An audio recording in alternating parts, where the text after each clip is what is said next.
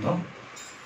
మరి ఎంతగా ఈ కార్యక్రమం జరగడానికి లేదా జరగాలని కోరుకుంటున్న బిడ్డలు ప్రశాంతి గారు అలాగే భానుప్రకాష్ గారు, వారిద్దరిని బట్టి దేవునికి ఎంతగానో కృతజ్ఞతాస్తుతులు చెల్లించుకుంటున్నాం. ఎందుచేతనంటే మనమందరం కూడా ఇక్కడ కూడి ఉన్నామంటే వారి యొక్క ప్రేరేపణ వలనే మనమందరం ఇక్కడికి దేవుని సన్నిధికి రాగలిగాం. అంటే ఒకరి వలన మనము దేవుని సన్నిధికి వచ్చాము అంటే అది ఎంత ఆనందకరం, చాలా గొప్ప విషయం ప్రేమైన వల్ల.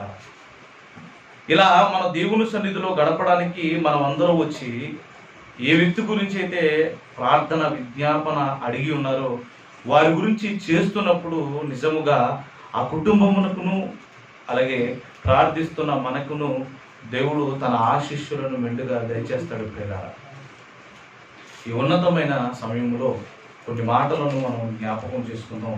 దయచేసి కళ్ళు మూసినట్లయితే చిన్న ప్రార్థన చేసుకుని వాక్య భాగంలోనికి మనం వెళ్దాం. ప్రియులారా, ప్రేమ కలిగిన దేవ, ప్రేమ స్వరూపిణి వందనములు, స్తుతులు, స్తోత్రములు. ఈ విలువైన సమయాన్ని మాకు ప్రసాదించినందుకే కృతజ్ఞత, స్తుతులు, స్తోత్రములు. మీ కుమార్తె ప్రశాంతి గారిని బట్టి మీకు నా వందనాలు చెల్లించుకుంటున్నాను నాయన. ఆమె కుటుంబానికి ప్రాముఖ్యమైన అవసరత అనేది ఉంది నాయన.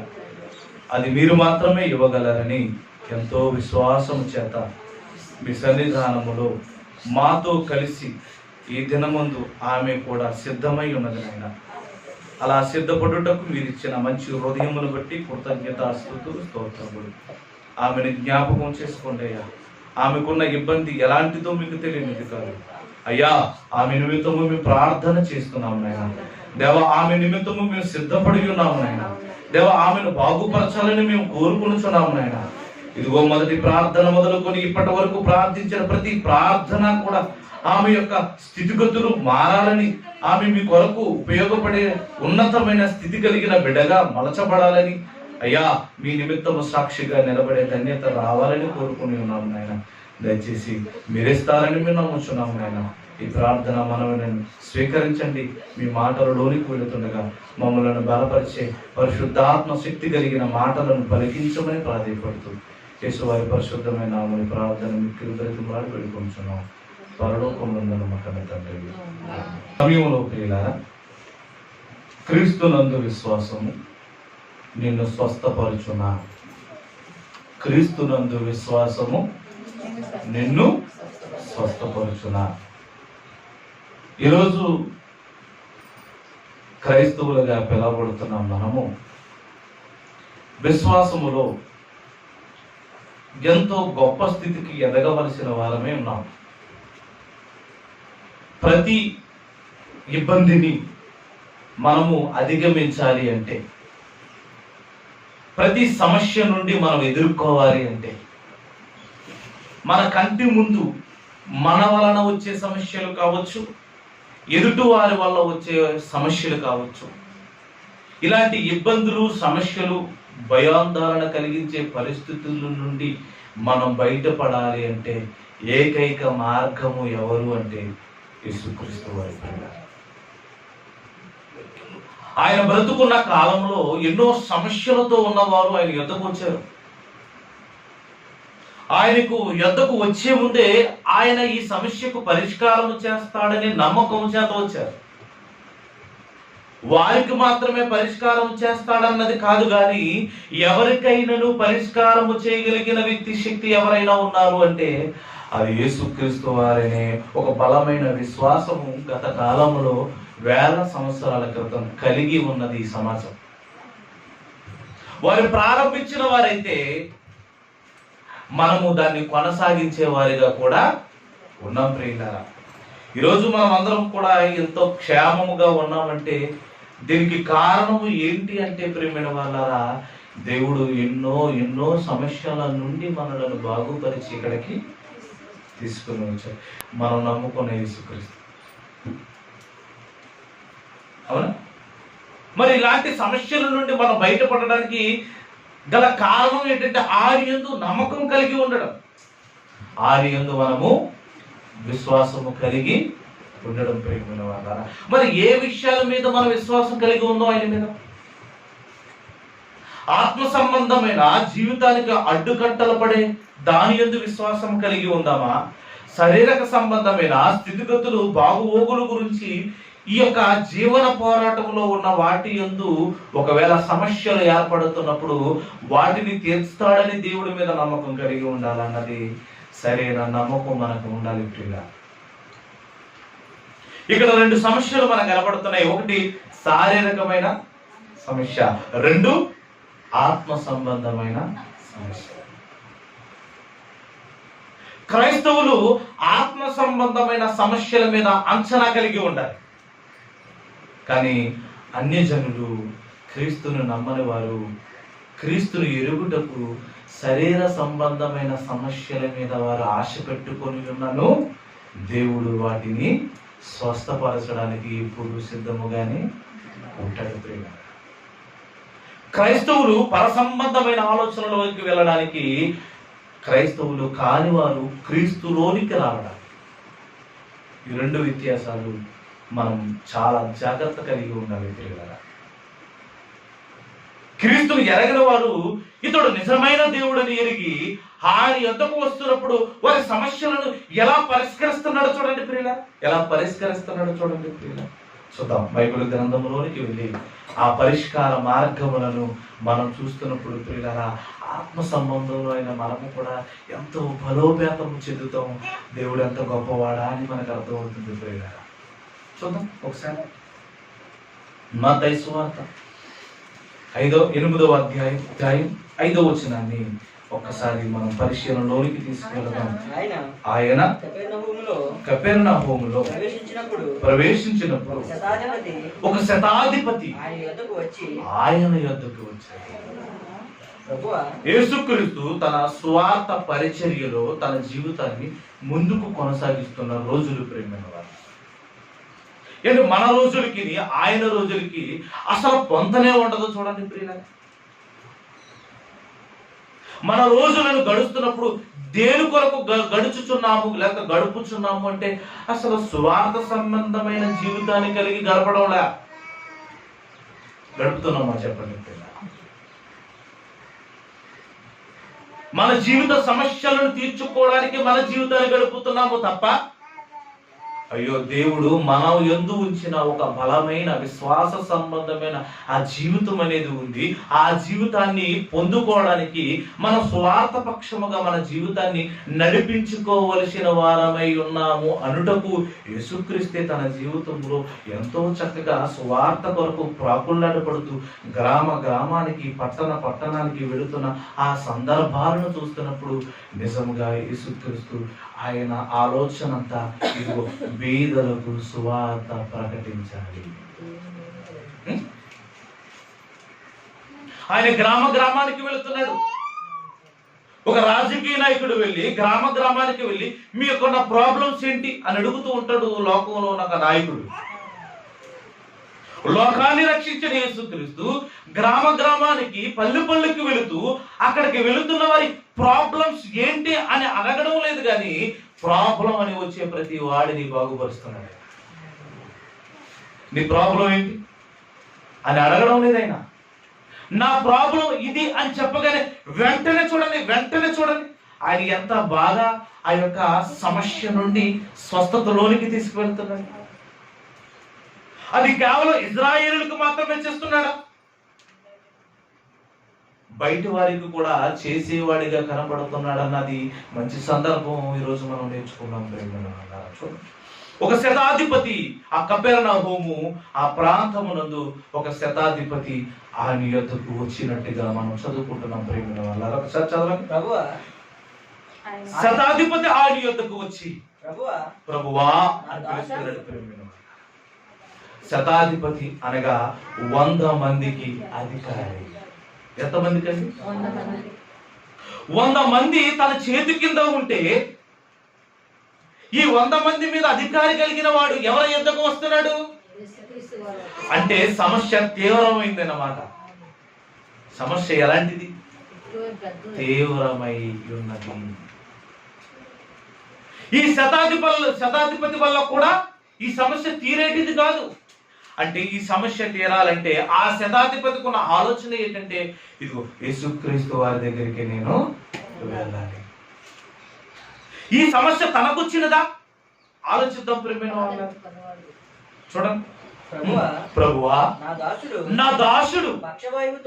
నా దాసుడికి వచ్చింది ప్రాబ్లం, నా దాసుడికి వచ్చింది, నాకు కాదు, నా కుటుంబంలో ఉన్న వారికి కాదు. ఈ ప్రాబ్లం అనేది నా దాసుడికి వచ్చినది. నా దాసుడు పక్షవాయువుతో మిగులు బాధపడుచు ఇంటిలో పడి ఉన్నాడని, ఆ ఇంటిలోనే పడిపోయి ఉన్నాడు, ఇంటిలోనే ఉన్నాడు అని చెప్తున్నాడు ప్రియమైన వాళ్ళ. ఆ ఇంటిలో పడిన వాడు నాతో మాట్లాడుతున్నప్పుడు నాకు అర్థమైనది ఏంటంటే, చాలా బాధపడుతున్నాడు, చాలా బాధపడుతున్నాడు. ఏంటి ఆయనకున్న బాధ, ఏంటి ఆయనకున్న బాధ?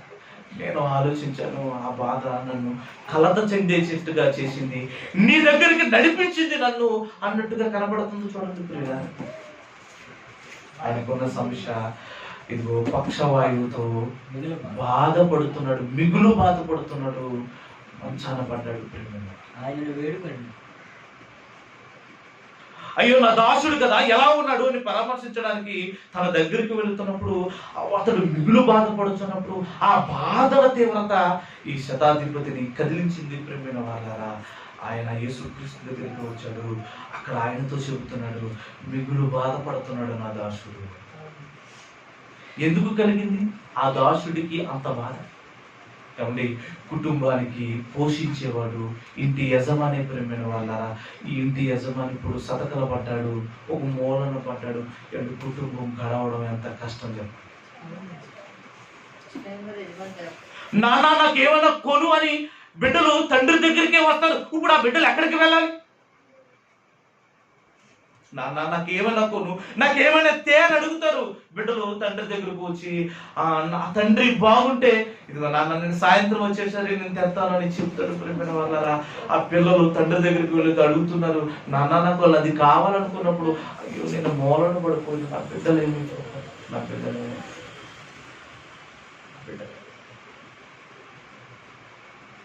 కనీసం వాళ్ళు మంచి నీళ్ళు అడిగితే ఇవ్వలేని పరిస్థితి. నాన్న ఒకసారి ఎత్తుకోండి, ఎలా ఎత్తుకోగలడు? ఎత్తుకోవడానికి కాళ్ళు సహకరించడం లేదు, చెయ్యి సహకరించడం లేదు. మిగులు బాగా ప్రేమైన వాళ్ళ కళ్ళ ముందే బిడ్డలు తిరుగుతున్నారు, కళ్ళ ముందే నాన్నని పిలిచే వాళ్ళు ఉన్నారు, కళ్ళ ముందే భార్య ఉంది. ఈ పరిస్థితుల్లోనికి మనం వెళుతున్నప్పుడు అతను పడుతున్న బాధ ఎంత వర్ణాతీతం చెప్పండి ప్రియులారా. ఒకరోజు పనికి వెళుతున్నప్పుడు డబ్బులు తెచ్చి భార్యకి ఇస్తున్నప్పుడు చక్కగా ఉండేటిది, ఆ బిడ్డలకు నచ్చేటిది ఉండేది, ఏదైనా కావాలనుకున్నప్పుడు కొనేటి వారిగా ఉండేటివారు. ఇప్పుడు ఆ పరిస్థితులకి దూరం అయ్యారు ప్రియమైన వాళ్ళారా. అంచలంచలుగా కుటుంబం దిగజారిపోతుంది. ఆ పరిస్థితులన్నీ కూడా ఇదిగో లోక సంబంధముగా ఆలోచిస్తున్నప్పుడు వాడు ఏదో పాపం చేశాడనో, లేకపోతే వాడు ఏదో తప్పు చేశాడనో, లేదా ఏదో ప్రమాదం వల్ల జరిగిందనో రకరకాల మాటలు మాట్లాడే వాళ్ళు సమాజంలో ఉన్నారు, కానీ ఆయనను బాగుపరిచేవారు మాత్రమే.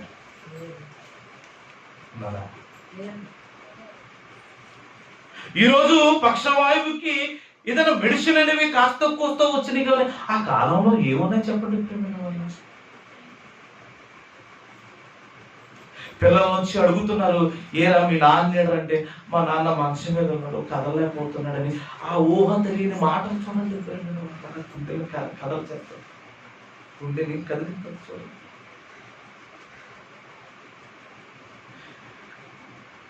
మా నాన్న నడుస్తున్నాడు, మీ నాన్న నడుస్తున్నాడా అని అడుగుతున్నప్పుడు వాళ్ళు ఏం మాట్లాడతారు చెప్పండి? ఏం మాట్లాడతారు? అందరు తండ్రులు పిల్లలను ఎత్తుకుంటున్నారు ప్రేమైన వాళ్ళ. ఈ తండ్రి అందరు తండ్రులు ఎంత ఆనందంగా భుజాల మీద వేసుకొని నా బిడ్డలని సమాజంలోనికి వెళుతున్నారు. మంచాన పడిపోయి కనీసము తాను కదలలేని పరిస్థితి, తన బిడ్డలను కూడా తాకలేని మిగులు బాధపడుచుండెను. ఏంటా మిగులు బాధపడడం చెప్పండి ప్రియులా. భార్య భర్తకు చూస్తుంది, అయ్యా నువ్వేమన్నా తెస్తే కదా నేను ఇంట్లో ఏదైనా వండేటిది, ఇప్పుడు నువ్వే తేలేకపోతున్నావని అది బోరునా చూస్తున్నారు ప్రేమిల వాళ్ళ. కుటుంబం అంతా విషాదంలోనికి వెళ్ళిపోయింది. అపాశము చేసే మాటలు ఒక పక్క అయితే, వారిని వారు చూసుకుంటూ కుమ్ములిపోతున్న పరిస్థితులు చూడండి ప్రేమిల వాళ్ళ. ఆలోచించండి, పరామర్శించడానికి వెళ్ళిన శతాధిపతికి బాధలు చూశాడు ప్రేమ వాళ్ళ. గుండెలు బాదుకుంటున్నాడు. తన చేతులతో చేసే పరిస్థితి లేదు. ఏదైనా సహాయం చేయగలడేమో కానీ ఈ ఆనందాలను ఎలా ఇవ్వగలడు? ఈ ఆనందాలను ఎలా ఇవ్వగలడు?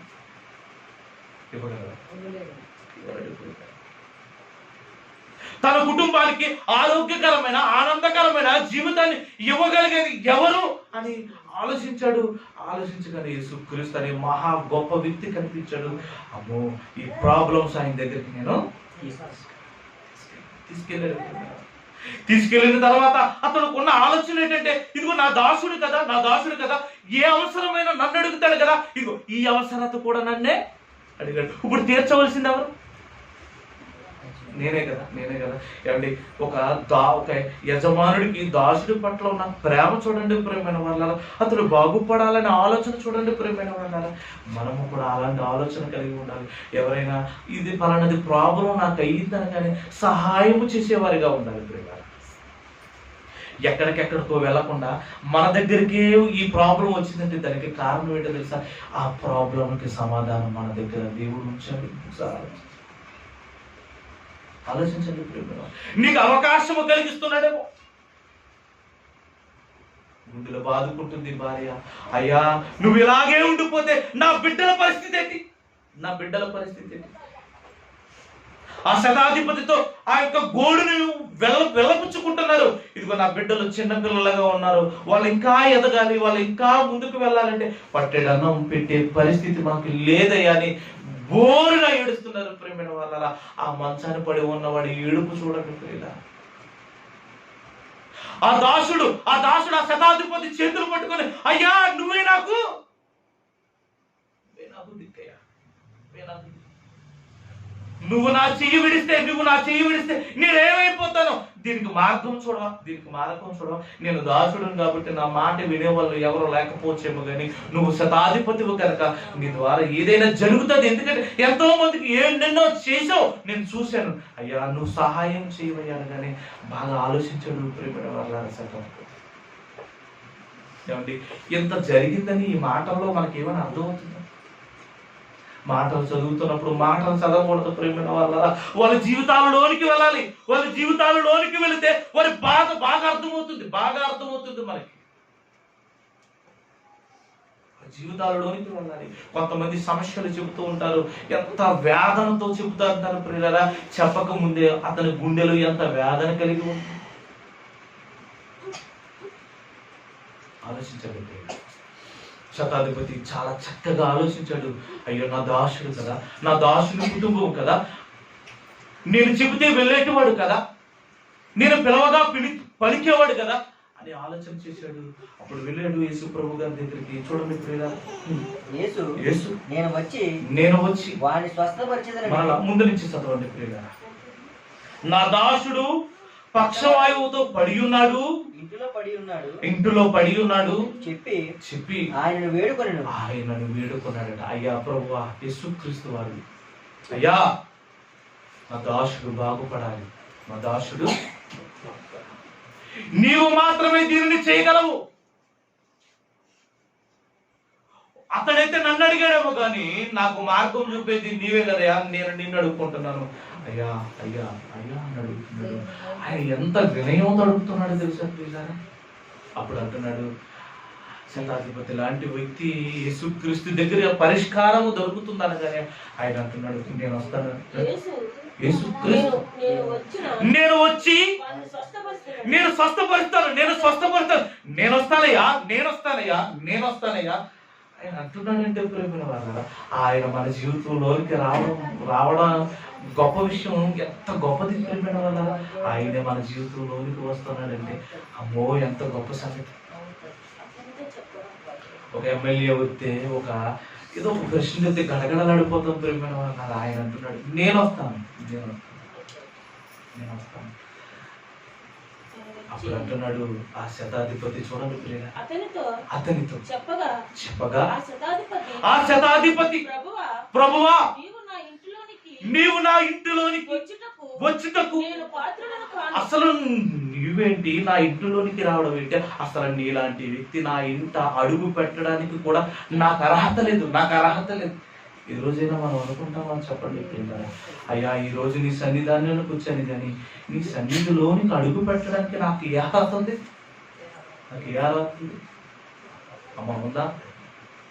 మనకు అర్హత ఉందా? లేదు ప్రియులారా. మనం ఆయన సన్నిధిలోనికి అడుగు పెట్టడానికి మనకి అర్హత లేదు. ఆయన మన హృదయంలోనికి అడుగు పెట్టడానికి కూడా మనకి అర్హత. అమ్మో, ఆయన ఎంత గొప్పవాడా! ఒక శతాధిపతి ఆయన ఎంత గొప్పవాడు చెప్తున్నాడు, అయ్యా నువ్వు ఎలాంటి వాడు నాకు తెలుసయ్యా, నీలాంటి వాడు ఇలాంటి పాపి అయిన ఇంటిలోనికి అడుగు పెట్టడానికి నేను అర్హుడను. అయినా నేను అర్హుడు కాదయ్యా, నేను అర్హుడు. మరి నువ్వు అర్హుడు కానప్పుడు నేను వచ్చి స్వస్థత చేయడానికి అవకాశం ఎలా కలిగి ఉంటాను అని అడుగుతున్నప్పుడు ఆయన చెప్తున్న మాట చూడండి, అయ్యా నువ్వేదో మా ఇంటికి వచ్చి మమ్మల్ని ఏదో స్వస్థపరిచి మీరు మా ఇంటి వరకు వచ్చేంత శ్రమ మీకు అవసరం లేదు, ఎందుకంటే మీరు ఎంత గొప్పవారు నాకు బాగా. మీ అందు నాకున్న విశ్వాసము చాలా విలువైనది. మీ అందున్న విశ్వాసం నాకు ఎలాంటిదంటే, నువ్వు ఇక్కడ మాట సెలవిస్తే నా దాసుడు బాగుపడతాడు. నా దాసుడు ఎంత గొప్ప విశ్వాసం. ఆయన సెలవిస్తే బాగుపడతాడా? ఆలోచించండి. ఆయన సెలవిస్తే బాగుపడతారని ఒక శతాధిపతి తన సాక్ష్యాన్ని సమాజానికి పరిచయం చేస్తున్నాడు. ఎలా పరిచయం చేస్తున్నాడంటే తాను తగ్గించుకుంటున్నాడు. నాయన నువ్వు గొప్పవాడివి, నువ్వు గొప్పవాడు, నువ్వేదైనా చేయగలవు. నేనే మాత్రం వాడను. ఇదిగో అతడైతే మిగులు బాధపడుతున్నాడు. వాడి బాధ నన్ను కలత చేసింది. ఇదిగో వాడికి మార్గం చూపించేవాడు నేనే కదా, వాడి మీద అధికారిని నేనే కదా, ఇదిగో నా మీద అధికారివి నువ్వే కదా, నువ్వు చేయగలవు, నేను నమ్ముతున్నాను ప్రభు అని పాదాల మీద పడ్డాడు. బ్రతిములు ఆడుకుంటున్నాడు, తాను తగ్గించుకుంటున్నాడు, దేవుణ్ణి ఘనపరుస్తున్నాడు. నాయన నువ్వు రావలసినంత అవసరము లేదు, నీ మాట సెలవిస్తే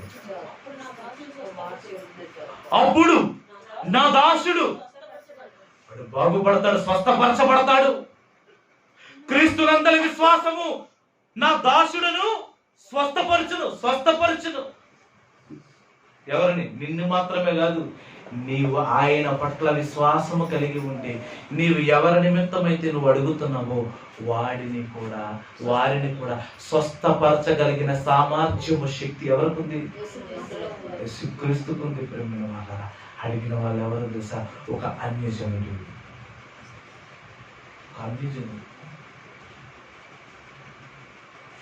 ఒక శతాధిపతి తన దాసుడి నిమిత్తము యేసుక్రీస్తు వారి దగ్గర పరిష్కారము దొరుకుతుందని వచ్చి ఉన్నాడు. ప్రేమైన వల్ల అప్పటికి తన దాసుడు పరిస్థితి సామాన్యమైన పరిస్థితి కాదు. ప్రేమైన వల్ల పక్షవాయువుతో మిగులు బాధపడుతూ పడి ఉండేను.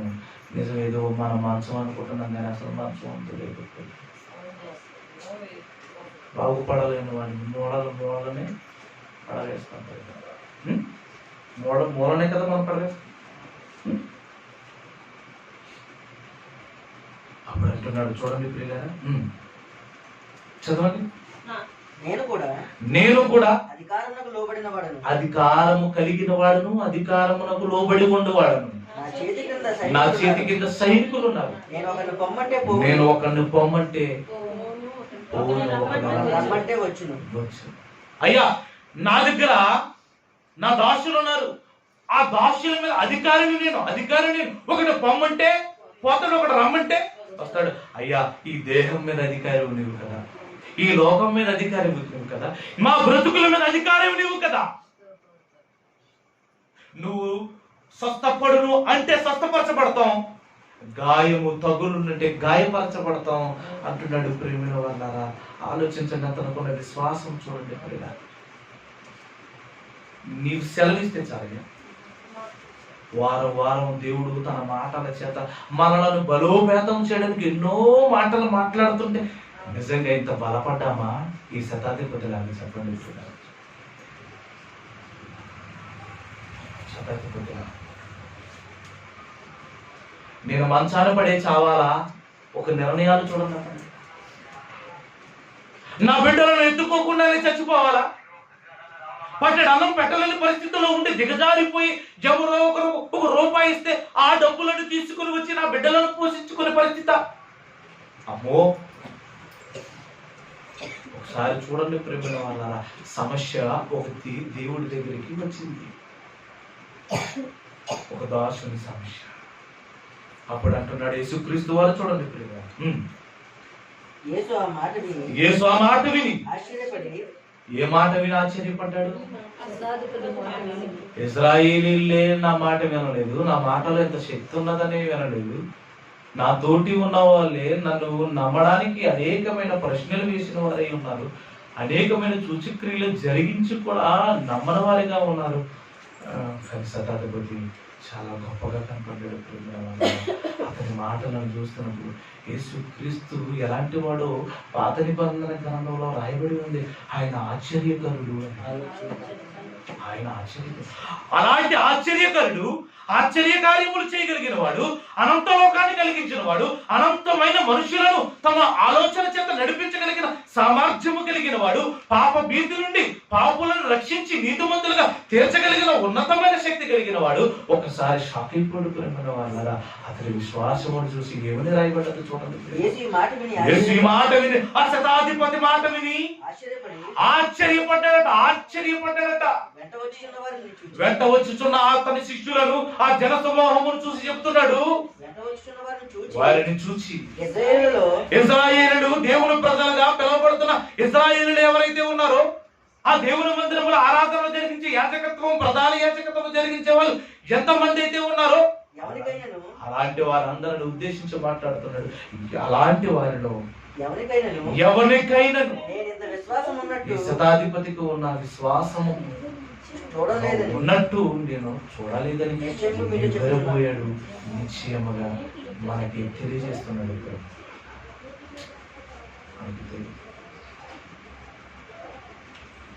అతడుకున్న విశ్వాసం చూడండి, ఇదిగో ఈ సమస్యకు పరిష్కారము ఎవరు చేయగలరంటే యేసుక్రీస్తు చేస్తాడు.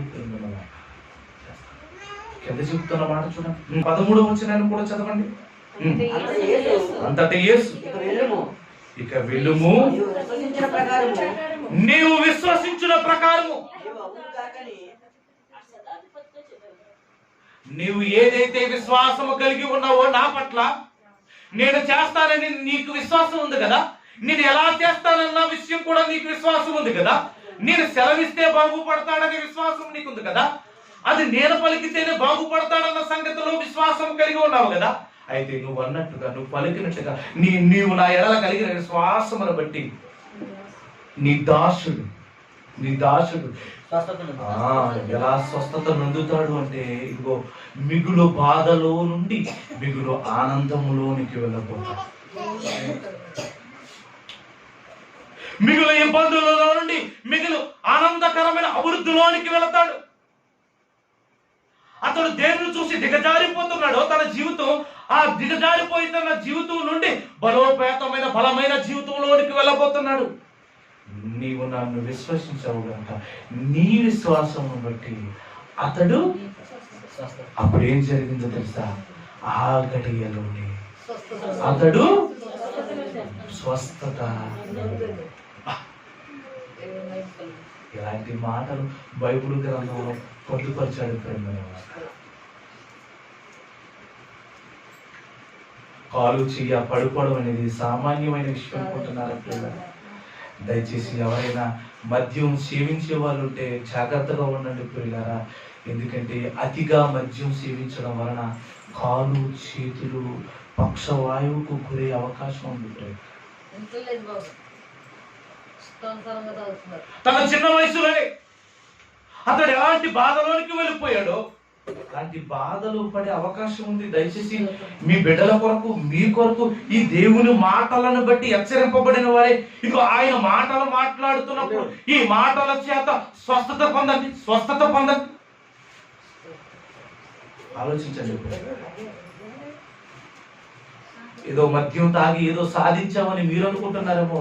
కాదు ప్రియమైన వాళ్ళారా, మీ అవయవాల మీద మీరే దాడి చేసుకుంటున్నారు. మీ ఆరోగ్యాల మీద మీరే సూదులతో గుచ్చుకుంటున్నారు. మీ యొక్క భార్య బిడ్డల జీవితాల పట్ల బండలను ఎత్తువారుగా ఉన్నారు. వారు మోయలేని బరువులను ఎత్తేవారుగా ఉన్నారు. ఆ తర్వాత మీరు మోపిన బరువైన ఆ బరువులను మోయలేక సతమతమయ్యే పరిస్థితులు ఏర్పడబడుతున్నాయి. ప్రియులారా, దయచేసి ఈ మాటలు విని మారవలసిన వారమే ఉన్నాం. ఇదిగో విశ్వాస సంబంధమైన ఈ మాటలు ఒక శతాధిపతి దగ్గర ఉన్న ఒక దాసుడి జీవితాన్ని బాగుపరిచింది. ప్రేమ వాళ్ళారా, ఈ మాటలు వింటే మన జీవితాలను కూడా దేవుడు బాగు చేస్తాడు. అంత గొప్ప సంగతి. ఆ శతాధిపతి విశ్వాసమును చూసి ఎవరిని బాగుపరిచాడు? ఒక దాసుడిని బాగుపరిచాడు. ఇది మీరు ఆలోచించుకోండి ప్రియులారా. ఈ రోజు మన విశ్వాసమును బట్టి ఇప్పుడు ప్రశాంతి గారి జీవితాన్ని ఏం చేయాలి? ఆమె జీవితం బాగుపడడానికి మనం చేయాలి, మనం ప్రయత్నం చేయాలి, మనం విజ్ఞాపన చేయాలి.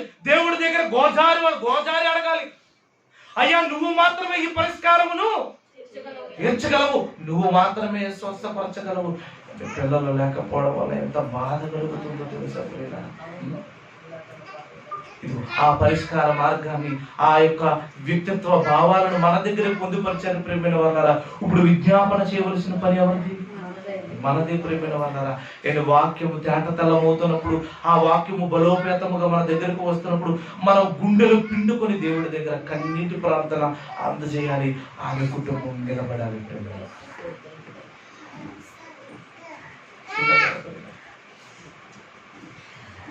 ఆ పక్షవాయువు కలిగిన వాడు, ఆ దాసుడు ఎలాగైతే ఆ క్షణమందు బాగుపడినో, అయ్యా ఇప్పుడే మేము ప్రార్థన చేస్తున్నామా తండ్రి, దయచేసి మా మరణం వినవయ్యా.